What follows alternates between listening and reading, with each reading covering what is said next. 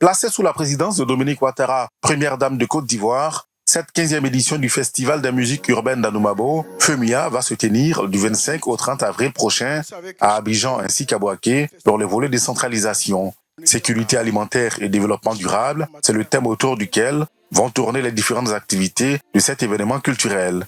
Un thème d'actualité en rapport avec la crise alimentaire mondiale due à la pandémie de la Covid-19 et à la guerre russo-ukrainienne.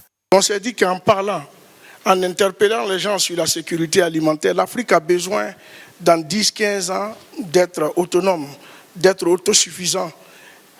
Et que si nous ne prenons pas garde, nous allons rester des éternels assistés, alors que nous avons une richesse qui est celle de la jeunesse de nos populations. Tout comme les précédentes éditions, celle de 2023 permettra à plusieurs artistes de renom de prester sur les différentes scènes du FEMIA.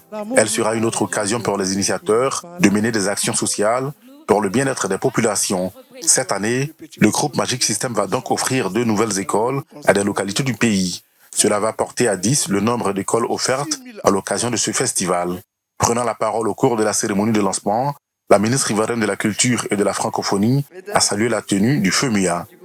Le ministère de la Culture et de la Francophonie s'est inscrit résolument dans le développement des industries culturelles et créatives dont la bonne maîtrise peut apporter un impact significatif à notre économie. À ce sujet, il convient de retenir que les industries culturelles et créatives sont une des solutions pour adresser la question de l'employabilité de notre jeunesse, car le secteur des arts et de la culture offre une panoplie de métiers. Le Togo est le pays invité de cette édition du FEMIA en raison de ses liens d'amitié et de coopération avec la Côte d'Ivoire et en reconnaissance à sa médiation dans la récente crise ivoiro-malienne.